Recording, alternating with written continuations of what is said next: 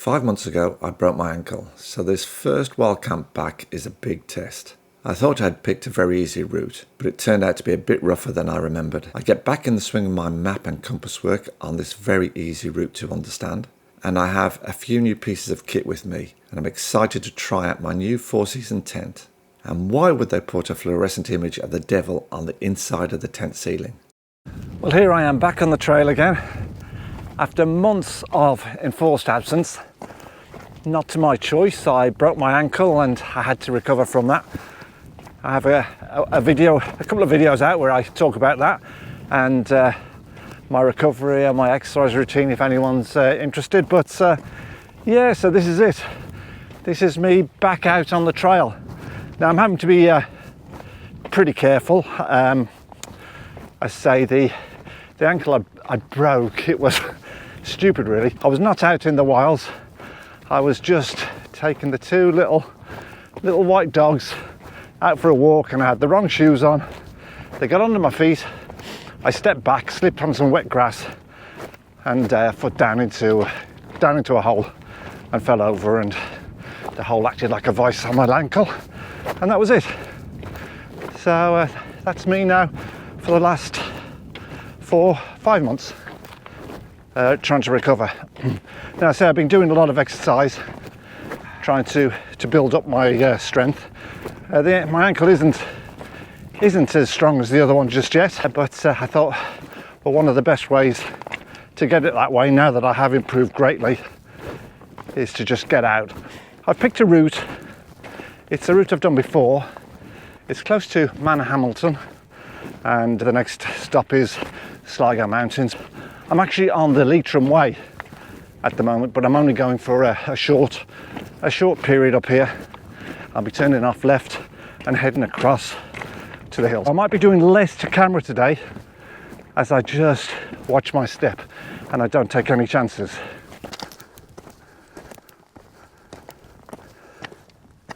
Duloc should be just off to my left. Yeah, no idea where the name comes from. Very hard to find out information about the hills here in Leitrim, Sligo. We've asked locals quite a few times what they know about it, and what's actually on the map I found actually isn't what locals call these places. When I was up in Clogie Boy, I've got a video on that, and I spoke to a lovely farmer there, and a really nice chap called Jerry. He gave a nice little interview. I'll put a link to the video in the description. It's well worth listening to, his views on hikers and wild campers. He was a very nice chap, very accommodating.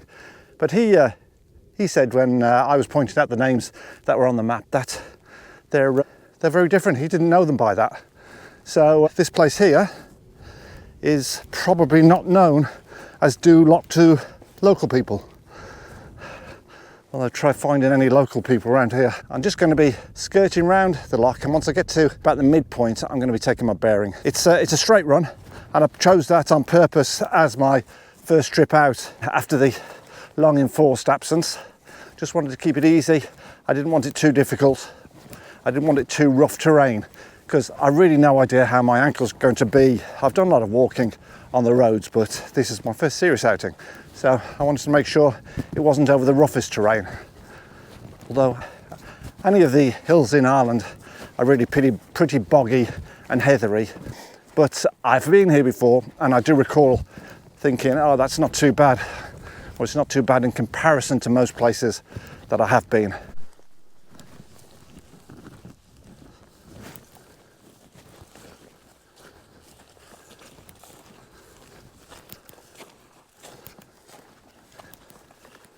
Just about at the midpoint of Duloc, and that's when I was looking at the map earlier.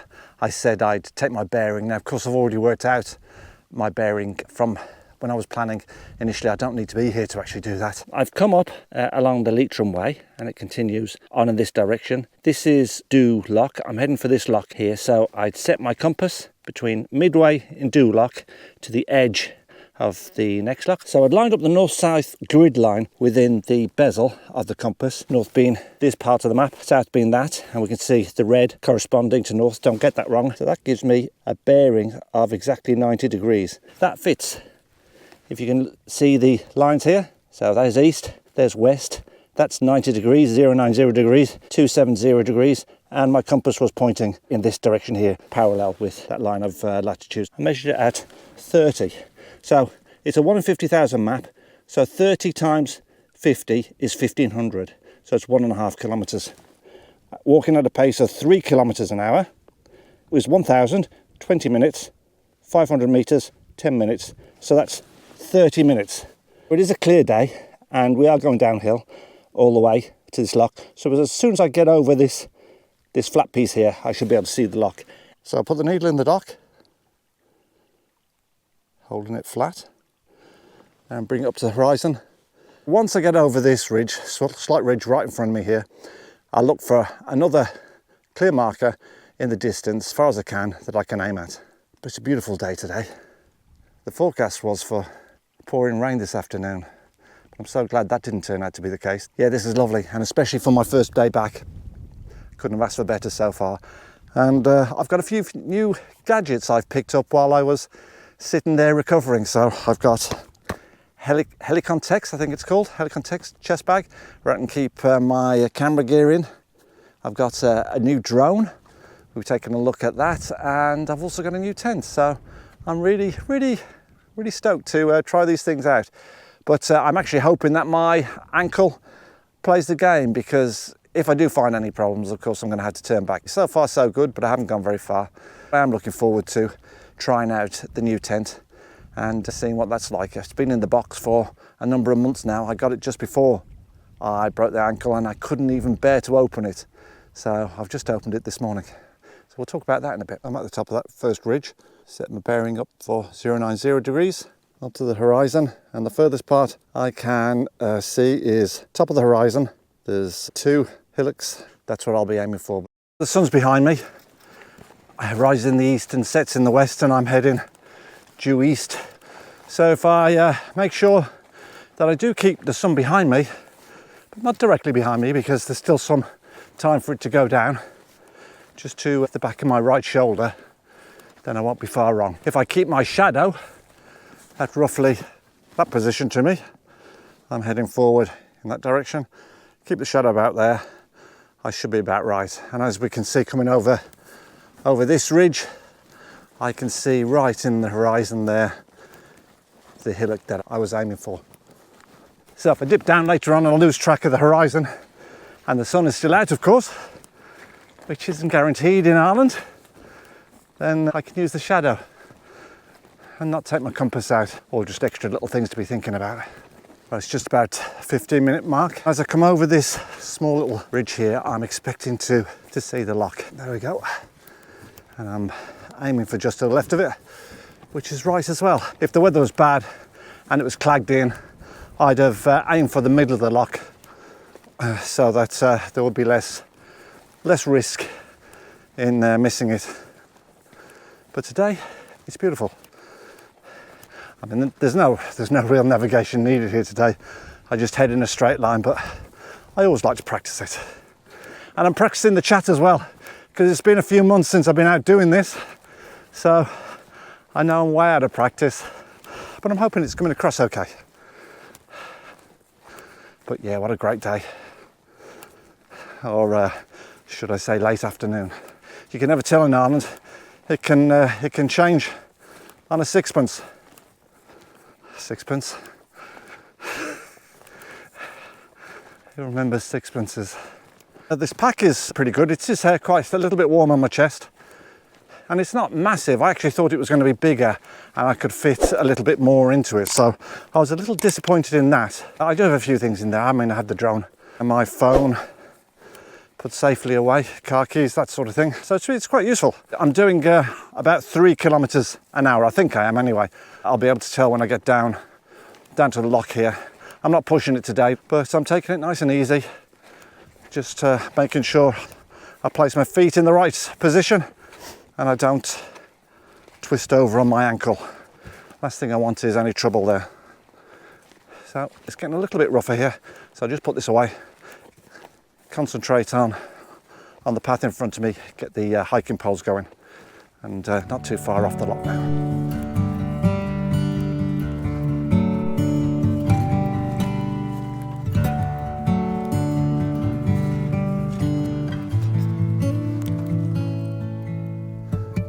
Okay, so just coming up to 30 minutes. Happy with my 3 kilometers per hour pace. Yeah, looks like a nice spot for a quick break.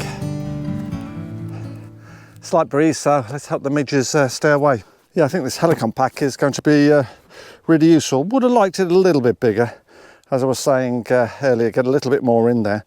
But easy to get on and off. All you have to do is to unclip one of the low button buckles there, and comes off, and your hat falls off as well.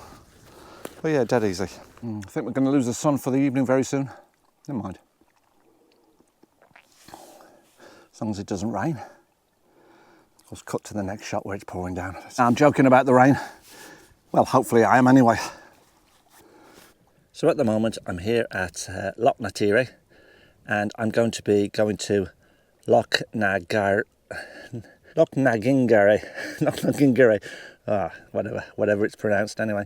So we can see that it's going to be more than 90 degrees. You just line up from the edge of one loch there to the top of the other loch, because I'm going to the top of that because that's where I camped the last time, and I know there's a reasonable pitch there. Line up the lines within the bezel to the north and south, and reading off there we've got 096 degrees. The distance between there and there is 50 graticoules. Each one of these is worth 50 meters, so 50 times 50 is 2,500. So 2.5 kilometers, and you can see that roughly it's about right, because you can see 1 kilometer, 2 kilometers, and that's about a half. So we kind of like know that I haven't made a mistake. So 2.5 kilometers gives me 50 minutes. So just checking on my cheat sheet here.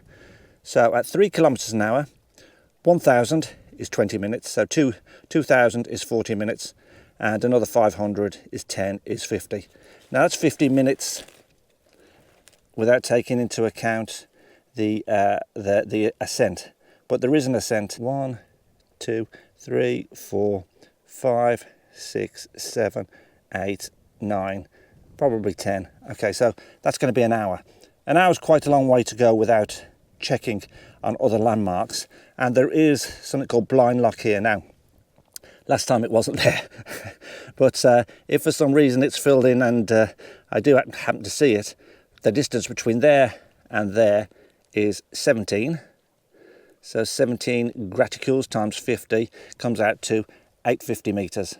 So 850 meters is 5 is 10, 3 is 4, 5, 6, so 16, and another one for the 50, 17 minutes there.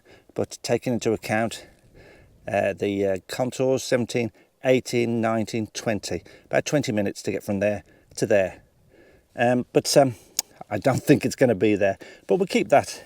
We'll keep that into mind. We'll see if it is. But it's easy navigation today. You won't go wrong. I'll be able to see the top of the hill here, and I'll be able to pick out a landmark. It's the same landmark near enough as I was looking at previously. Well, I think I discovered a great spot for my mic on my Helicon Text. So it's fitted into a little loop just in here, and it is locked in quite solid there. One of my trips there, when I first got this set of DJI mics, I used the magnetic strap or the magnetic element on it. I thought that was a great idea until I rubbed against something, lost it. That was a €90 mic, never to be seen again. But yeah, this is looking solid. So we can see the mountain range in the distance there with the big valley. On the left hand side is the Crohan Mountains, on the right is the Dartry Range, and that's Ben Bulb in Trustmore over there. So I've done quite a few walks in that neck of the woods.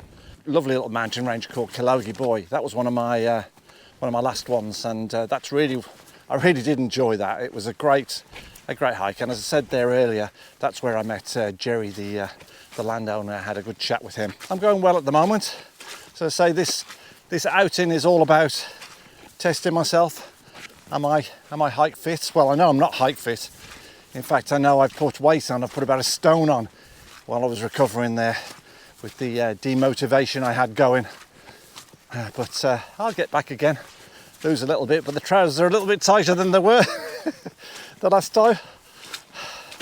But I'm not buying another pair of trousers, so we're going to have to lose a little bit of weight around the waist because I'm too tight to do that. I'll find it easier to starve myself than I will to spend out on another pair of trousers. But saying that though, I spent out enough on my new tent. Now it's a 4-season tent.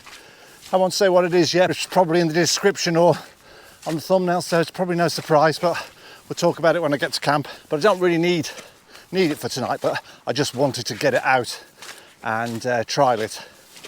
Now, if I was sensible, what I should have done was I should have taken it out and set it up on the lawn.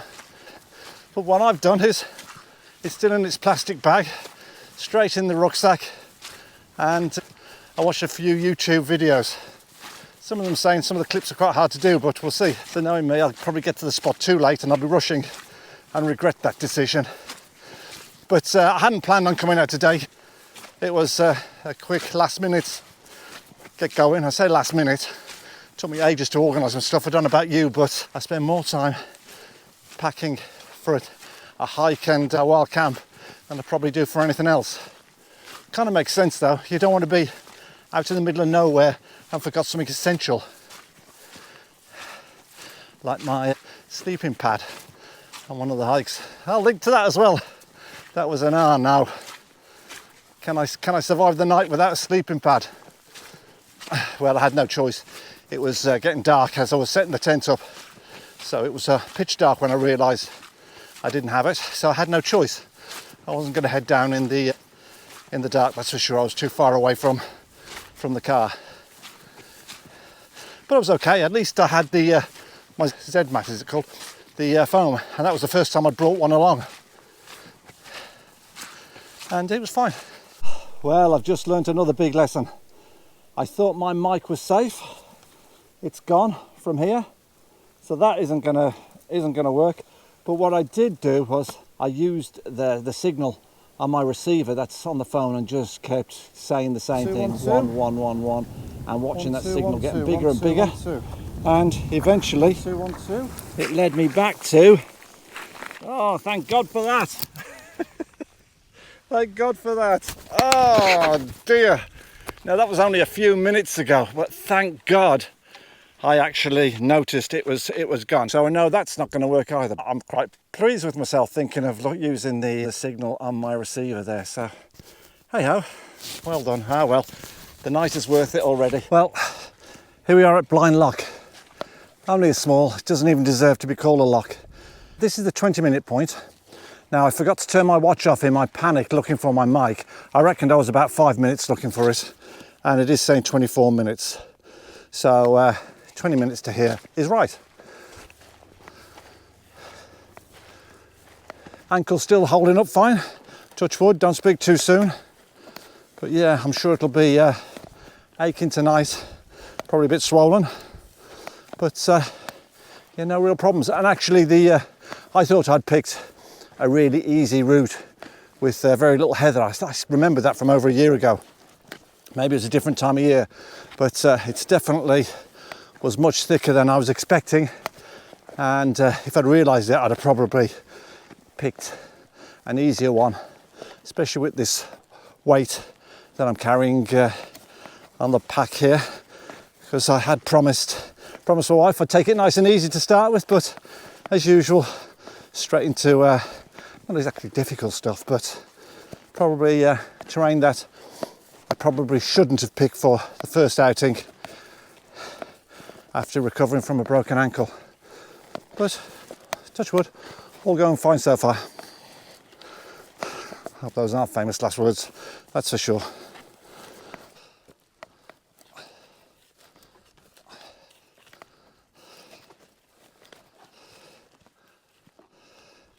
Ah, here we are.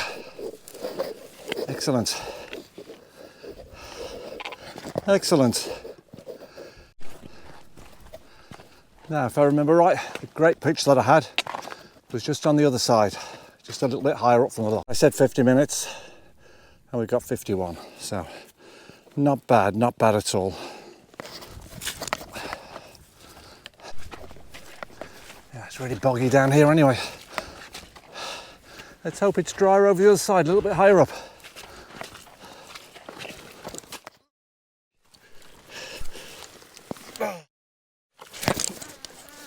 Well, I'm here at last. All went well, sort of, just as I got to the lock behind me. Right over in the corner there. I was too impatient. I should have gone back a bit, but I stepped through a bog and went up to my knees. So that was, it was difficult to get out. Both knees were in, both legs in up to my knees. Got the right leg out, and I found it so difficult to get my left one out. And that's the broken ankle as well. I thought, oh no, I'm going to lose my boot in a bog. What am I going to do? But yeah, I eventually got it out. So just as I got here, got my trousers all wet, but they're not too bad. But yeah, it's a lovely spot, and there isn't a perfectly flat spot around here. Well, there is, but they're soaking wet, so this isn't too bad. So I'm going to get the tent out and get it up as quick as I can. Now it is spitting a wee bit, but only a little bit. It's not too bad. It's going to clear. And what we have here is a QU Stormstar. I've been looking forward to this for a long time. My friend John, he knows who you are, recommended it there last year. So I bought it and I haven't had a chance to get out. But tonight it's going to go up. I just hope it's all in one piece after leaving it for so long. Apparently these clips are real pigs to get on. But if you put those on first and take them off last when you're bringing it down, apparently it's easier. Yeah, I can see there's quite a bit of strength needed for that.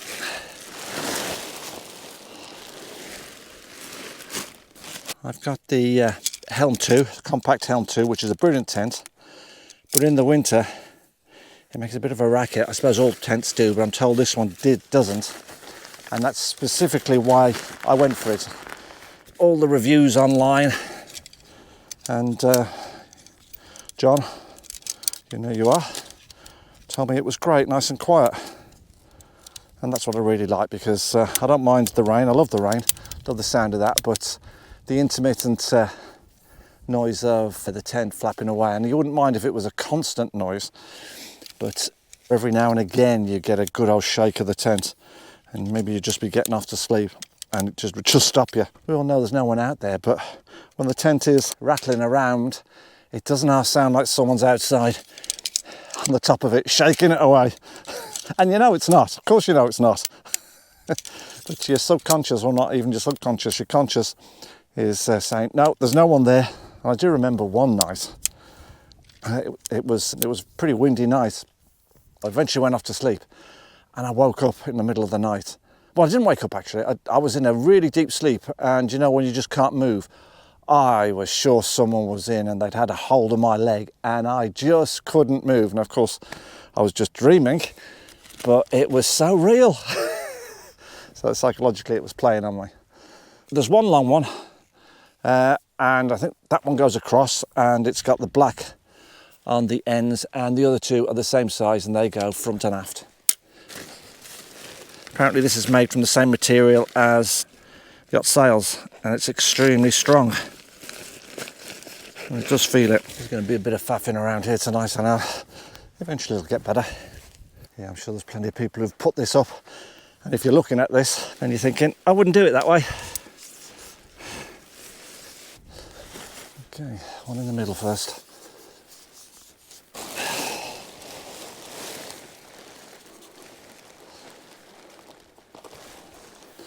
I think there's an knack to that, and I haven't got it yet. So I can imagine doing that with cold hands would be really tough. Now that's got to be wrong. Shite. All the more reason to do it when you're in the in at home. I can see what I've done wrong here now anyway, which is good.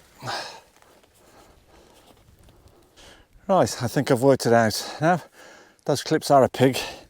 I think there'll be a bit of a knack needed for them. They're very strong, but I'm sure a little bit of practice and probably a better technique than I'm using will work that one out. Right, there we go, looking great. Eventually. There'll be so many people watching this saying, what an idiot, you should have done this at home. I knew that as well. Let's hope it's as good inside as it looks outside. Okay, let's get in. Right, time for a bit of dinner. So I have steak, mushroom and a few chopped peppers, which my wife kindly did for me. I can't prepare it as nice, so she's done it all. I was a bit worried about the tent there to start with. I thought, oh no, I should have definitely practiced this. Of course, there's me coming out thinking, well, it's only a tent. Thank God it wasn't raining or bad weather. Well, I knew it wasn't. I wouldn't have chanced it if it was. But I'd have been in trouble because I was faffing around and it took me much longer than it should have done. But all good. And there's great space in here. So I don't think you'll see on this at the GoPro. But yeah, no, it's fantastic. There's a few fiddly things. I forgot to bring a peg to hold the door opening open, as I was advised to. But that's not too bad. It is quite a small little vestibule here and a small opening. Well, it is a four-season tent, mostly winter, so I can understand why. But there's loads of room. I mean, it's a two-man tent, but really it's, you know, you'd be comfortable with two big fellas in here, to be quite honest, or two big ladies in here. I won't say that. But for one person, it's great. Loads of room. And that's what you need in the winter, really, because you can't be outside much. It's getting dark. And as the weather turns, then you want plenty of space. The Helm 2 is pretty good, but this is a palace in comparison. I'll show you in the morning.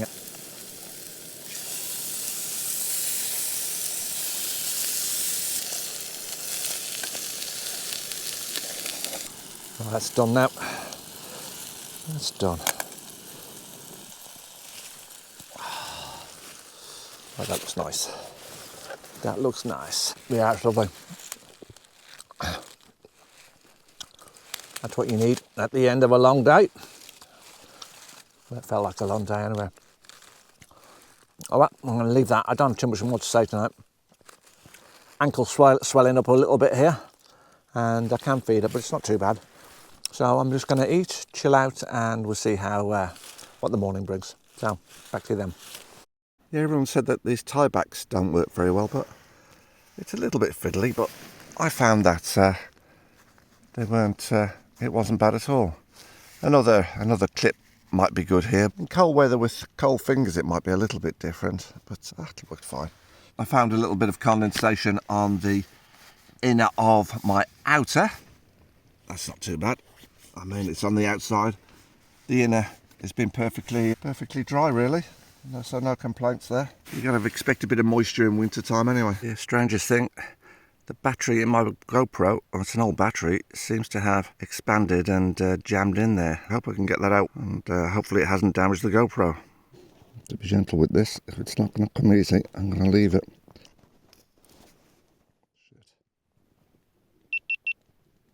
That's strange, the battery's just turned on again. Hopefully I can use it without damaging the GoPro. Right, it's noodle time. Well, that's the battery back in its medium mod housing, and it's working. All right, so yeah, as I said, I'm going to have to keep using it till it drains. But here's a nice inside shot of the tent. Now we've got a logo there of a very aggressive looking ram, and it's fluorescent at night time, so you wake up at night, you can see that. It's the devil looking down at me. Goats are associated with the occult, the devil, because I don't know if you've seen any of these videos, but you get goats around fire, they just want to jump into it. Actually, I was watching a video on YouTube, but it was showing you goats trying to jump into a furnace, and the fellow stoking it had to keep pulling them out. They're associated with the occult because of that, because of their relationship with fire. I must look up why they do that. It's very strange behaviour, but let's get a brew on it, get ready to take the tent down as soon as it is bright. Right, it's time to get moving, I think. See what it's like out there now.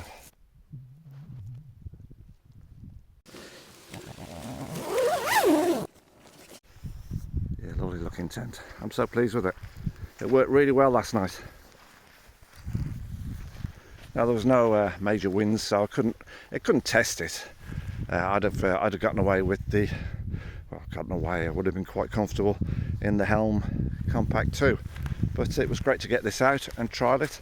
So now this is 2 guy ropes that I've actually found that the knot has slipped through the locking device. I wonder if anyone else has had these sort of issues. Because if it had been a blowy night and a couple more had popped, then I might have been in a bit of trouble. Have to check those, put another double knot in, all of them. Lovely locations. God, so peaceful, so quiet. What a day. Yeah, I won't be able to film as much going back because I've only got this handheld phone. But we've seen enough coming over, it's straightforward. Looking forward to the next one, so we'll end it there.